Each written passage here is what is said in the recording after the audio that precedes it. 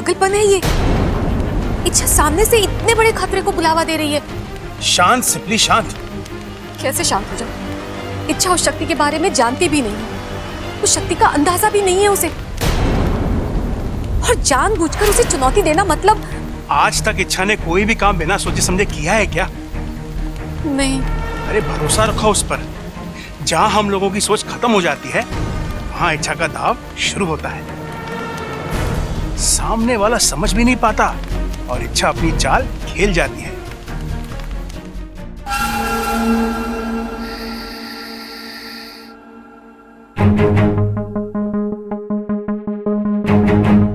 भाई रास्ता साफ है, छोटा जहाज भी कहीं दिखाई ना दे रहा है। चलो। कहाँ जा रहे हो? अरे टाइटैनिक चल, बीच में सर भाई को अंदर जाना, चल। अंदर जाना मना है। अरे अपू बेटा तू देख ना रखे, भाई ने हेलमेट पहन रखा है, अब ना भाभी भाई का चेहरा देख पाएंगी ना भाई भाभी का। चल हट बीच में से। अरे लेकिन पापा की आंखें तो खुली है ना। अरे बस इतनी सी बात, भाई की आंखों में पट्टी बांध देंगे हम। आंखों पे पट्टी बांध के पापा मम्मी की मेहंदी कैसे देखेंगे? हंडी? अरे अपू हंडी देखनी होती तो यहाँ क्यों आता, रसोई में जाता ना। अरे भाई घर की हंडियों में किसको इंटरेस्ट है? आपको अच्छी अच्छी हंडियां देखनी है तो मार्केट में नए नए डिजाइन की हंडियां आई हैं, चलो। अरे पापा मैं हंडी की नहीं मेहंदी की बात कर रहा हूँ। आंखों पे पट्टी बांध के आप मम्मी की मेहंदी कैसे देखेंगे? जवाब दे भाई, ये बात तो मैंने सोची ना। ओ भाई आप एक काम करो, आप भाभी के कमरे में ना गर्दन झुका के चले जाओ, भाभी की मेहंदी देखकर वापस चले आना। चने खाना? अरे चने खाने का समय ना है अभी तो मुझे सिर्फ ममता की मेहंदी देखनी है। अरे चने खाने को ना कह रहा हूं मैं कह रहा हूं वापस चले आना। चलो अभी अंदर। नहीं, मैंने कहा ना नहीं मतलब नहीं। दादी ने पापा को मम्मी के पास जाने से मना किया ना। अरे टाइटैनिक तू समझ ना रहा है, दादी ने कहा है चेहरा देखने से पति पत्नी के बीच में दीवार खड़ी हो जाती है, हाथ देखने से कुछ ना होवे। चलो भाई। और अगर हो गया तो?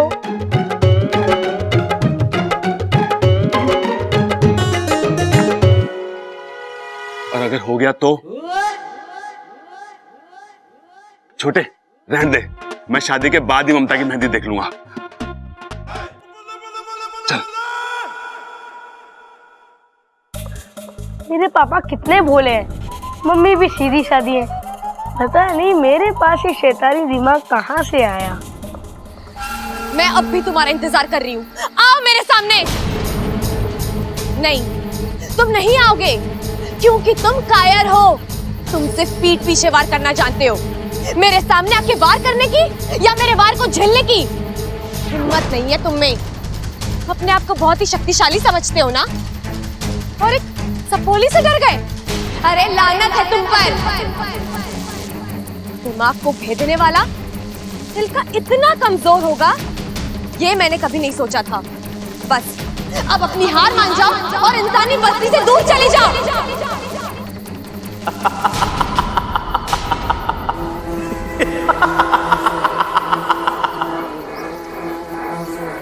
जो हार जाए वो बुद्धिराज नहीं। कौन हो तुम और क्या चाहते हो मुझसे? तुम्हारा विनाश।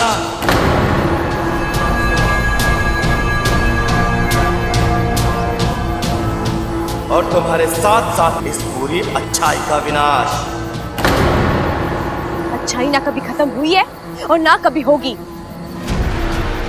तुम जैसे कई आए और कई चले गए, लेकिन अच्छाई जहाँ थी वही रहेगी।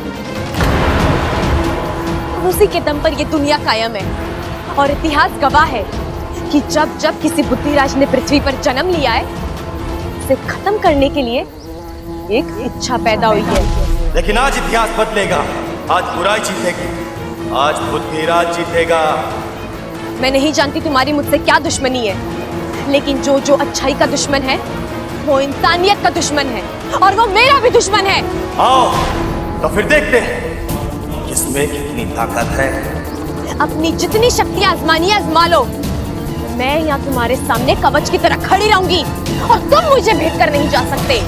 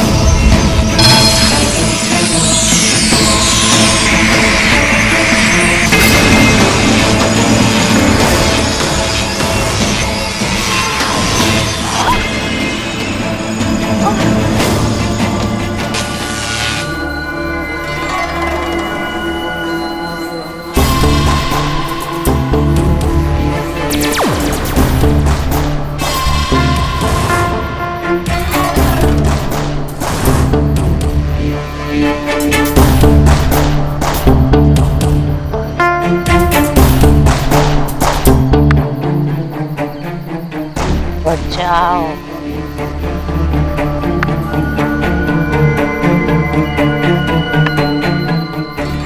उठो।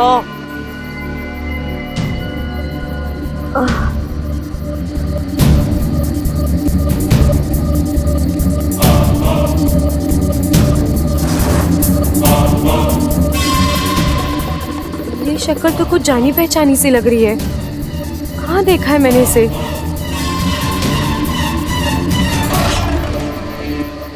क्या सोच रही हो इच्छा? हाँ? यहाँ से भागने का रास्ता ढूंढ रही हो? हाँ? ये मत भूलो, मैं विशेषगढ़ से आई हूँ। मुझसे बचना नामुमकिन है। मुझे छेड़कर तुमने बहुत बड़ी गलती की है। अब इसका अंजाम तो तुम्हें भुगतना ही होगा। मैंने किसी को नहीं छेड़ा है। मैं सिर्फ मेरे घर को, मेरे अपनों को और मेरे नागिस्तान को बचाने की कोशिश कर रही हूँ। नहीं बचा पाओगे उन्हें। मैं सब खत्म कर दूंगी। मेरी ताकत तो तुम देख ही चुकी हो। एक ही बार में तुम्हें धूल चटाती। अरे तुम्हारी तो कोई औकात ही नहीं है मेरे सामने। तुम क्यों कर रही हो ये सब? नागिस्तान ने क्या बिगाड़ा है तुम्हारा? नागिस्तान, नफरत है मुझे नागिस्तान से, वहां के नागों से। नागिस्तान के नाग प्रजाति पर कलंक है। एक और, हम पूरी दुनिया पर दहशत फैलाना चाहते हैं, राज करना चाहते हैं, और तुम? दुनिया को दहशत से नहीं, प्यार से जीता जाता है। बंद करो अपने ये बकवास। अगर मैं चाहूं तो तुम दोनों को अभी इसी वक्त नागोमी देव के पास पहुंचा सकती हूँ, लेकिन मैं ऐसा करूंगी नहीं इच्छा। सबसे पहले मैं उन्हें मारूंगी जिन्हें तुम इतनी जान से ज्यादा प्यार करती हो। वो पहलवान परिवार। नहीं, तुम कुछ नहीं करोगी उस परिवार को। करूंगी। उस परिवार की एक एक सदस्य की आरती उठाऊंगी। बस बहुत बोल चुके तुम। जब तक मैं जिंदा हूँ तुम उस परिवार का कुछ नहीं बिगाड़ सकती। अच्छा, चलो देखते हैं। अब से 24 घंटों में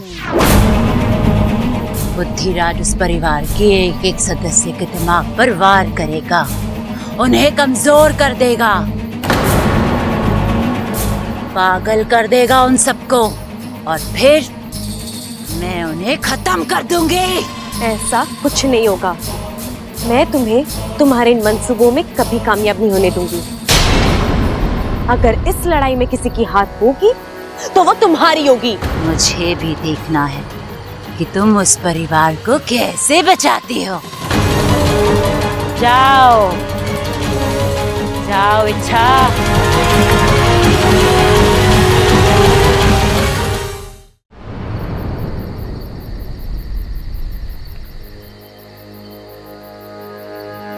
उफ, जिसका डर था वही हुआ। विशालगढ़ की शक्तियों के सामने इच्छा की शक्ति कम पड़ती जा रही है। मुखिया जी, ये तो खुद की रक्षा नहीं कर पा रही है, तो फिर घर के बाकी सदस्यों की रक्षा कैसे करेगी? हम सब बिना अपनी शक्तियां उसे दान कर देते हैं, शायद हमारी शक्तियां उसे बचा पाए। नहीं सिपली, इच्छा नहीं मानेगी।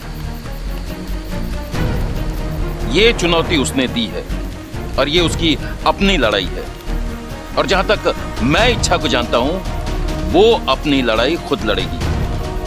लेकिन मेरी सपोली।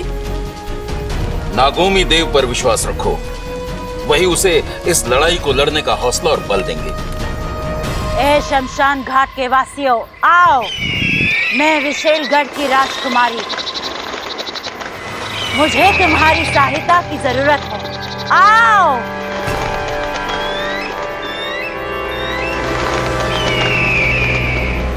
अभी इसी वक्त विशेलगढ़ जाओ, मेरा एक संदेशा पहुंचाओ। हम बहुत जल्द नागिस्तान पर हमला करने वाले हैं। वहां के एक एक नाग को कुचलकर नागिस्तान की हस्ती मिटानी है। सबसे कह दो अपनी शक्तियों के साथ तैयार रहे। हमें नागिस्तान में विशेलगढ़ का निर्माण करना है। जाओ जाओ। विशैली, ये कौन सा खेल खेल रही हो तुम?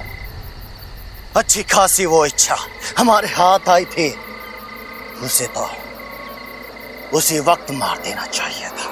मुझे छोटी छोटी खुशियां बटोरने का कोई शौक नहीं है। मैं नागिस्तान पर हमला करूंगी और जीत का जश्न मनाऊंगी। लेकिन इच्छा के साथ तुम्हारी चुनौती, उसका क्या उद्देश्य है? अगर मैं इच्छा के गले पर तलवार भी रख दूं, तब भी वो मुझे नागिस्तान का पता नहीं बताएगी। लेकिन जब ये पूरा पहलवान परिवार पागल होगा, तब मैं तलवार की नोक उनकी गर्दन पर रख के इच्छा को मजबूर करूंगी कि वो मुझे नागिस्तान का पता बताए। और फिर होगा आक्रमण, नागिस्तान पर विशेलगढ़ का आक्रमण। वाह, कमाल की योजना है विशैली। और शुरुआत तुम्हें करनी है। 24 घंटे हैं तुम्हारे पास। पहलवान परिवार के एक एक सदस्य को पागल कर दो। अब फिर हो और मेरा पहला शिकार होगा वो बबल। नहीं, बब्बल नहीं, कोई और शिकार ढूंढो। और जब तक मैं ना कहूं बब्बल पर हमला मत करना, समझे?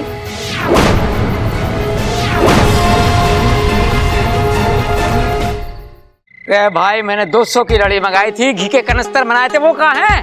शादी के बाद भेजेगा क्या? अब भेज, जल्दी भेज।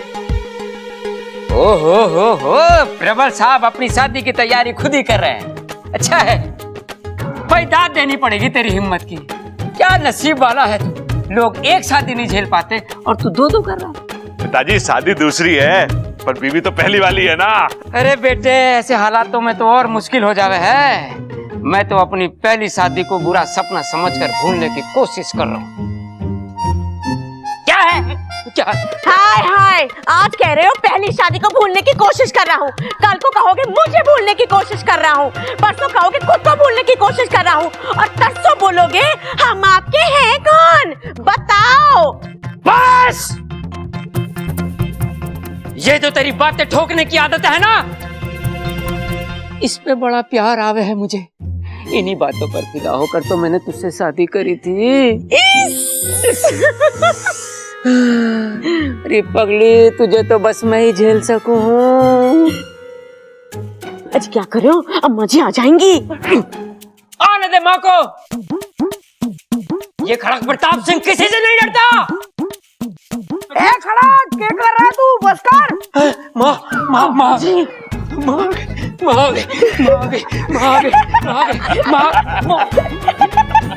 चुप करो। तुम लोग हंस क्यों रहे हो? अरे दादाजी, वो दादी नहीं, मैं था। अपने दादा के साथ मजाक करता है? अरे नाना पिताजी, अप्पू तो सिर्फ मजाक कर रहा था। मैं समझा कुछ और कर रहा था।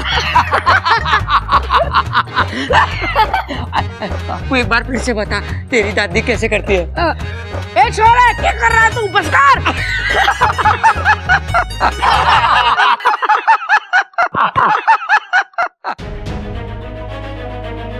कितना हंसता खेलता प्यारा घर है, कितने खुश हैं सब लोग। और वो विशेलगढ़ वाली नागिनी से नहीं, मैं इस घर पर कभी कोई आंच नहीं आने दूंगी, कभी नहीं।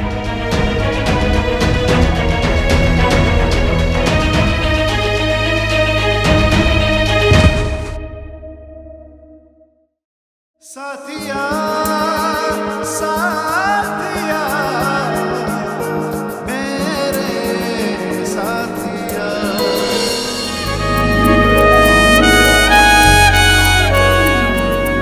तुम्हें जो बार बार मुझसे टकराती हो, ये अनजाने में होता है कि तुम जानबूझकर मुझे लाइन मारती हो?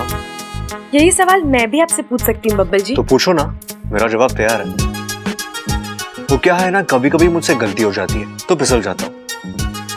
अब तुम अमृता तो होने की जानबूझकर तुम्हारी बाहों में आऊंगा। अमृता की बाहों में जो सुकून है ना, वो तुम्हारी बाहों में गा। बब्बल जी, मेरा मूड वैसे ही बहुत खराब है, आप मुझसे उलझेंगे ना तो मैं। तो क्या कर लोगी?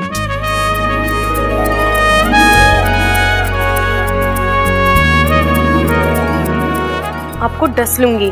नागिन हो क्या? हाँ, जहरीली नागिन हूँ। मुझ पर जहर नहीं, सिर्फ प्यार काम करता है। वैसे तुमने अमृता को कहीं देखा है? क्यों, आपकी जेब में नहीं है क्या? और रखने का इरादा भी नहीं है। वो क्या है ना, भगवान ने इतना बड़ा दिल दिया है तो सोच जहाँ रखना है रखिए, मेरी बला से मुझे कोई फर्क नहीं पड़ता। अरे अमृता, तुम कहाँ थी? तुमने तो कहा तुम्हें कोई फर्क नहीं पड़ता, झूठी।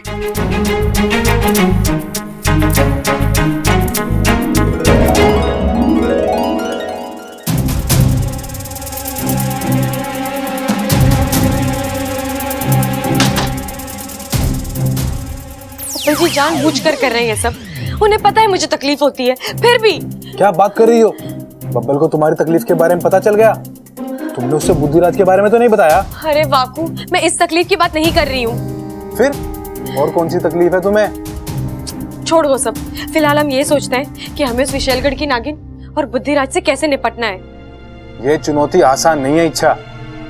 मैं जानती हूँ, हम जिससे लड़ रहे हैं वो एक भंवरा है, एक ऐसी शक्ति जिसकी किसी भी चाल का हमें कोई अंदाजा नहीं है। सालों पहले मुखिया जी ने मुझे एक धूमकेतु की कहानी सुनाई थी, जो कभी भी कहीं से भी प्रकट हो सकता है। ये बुद्धिराज भी उसी धूमकेतु की तरह, जो अचानक भन्नाता हुआ आएगा और किसी के भी दिमाग को भेद देगा। कैसे रोकोगी इसे तुम? मैं इस शक्ति को रोक पाऊं या ना पाऊं, लेकिन इस घर के लोगों को खतरे से आगाह तो कर सकती हूँ ना। और मैं ये सोच रही हूँ कि मैं इनको बोलूंगी क्या।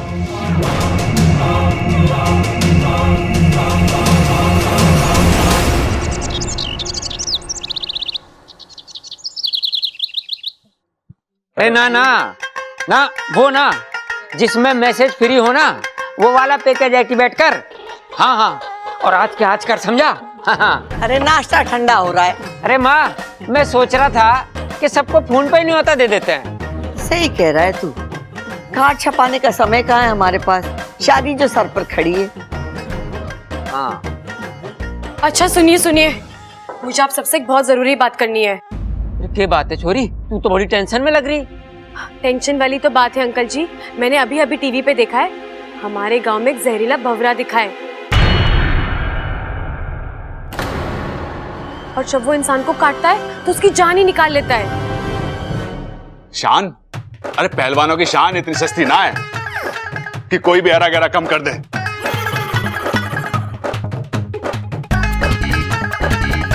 प्रबल भैया, मैं शान की नहीं, जान की बात कर रही हूँ। ए छोरी, वो भंवरे के काटने का कोई इलाज विलाज बताया उन्होंने? हाँ दादी, एक दवाई है जिसे छिड़कने से भंवरा भाग जाता है। तो ठीक है माँ, मैं दवाई लेके आता हूँ। वैसे तो उस भोरे के लिए खड़क प्रताप सिंह का थप्पड़ ही काफी है, लेकिन अगर दवाई भी साथ में हो तो ठीक है। किसी को कहीं भी जाने की जरूरत नहीं है, मैं दवाई ले आई हूँ। जब भी किसी को भंवरे की आवाज सुनाई दे, फौरन मुझे बुला लेना, मैं सब ठीक कर दूंगी, ठीक है? कितनी प्यारी छोरी, सबका कितना ख्याल रखती है।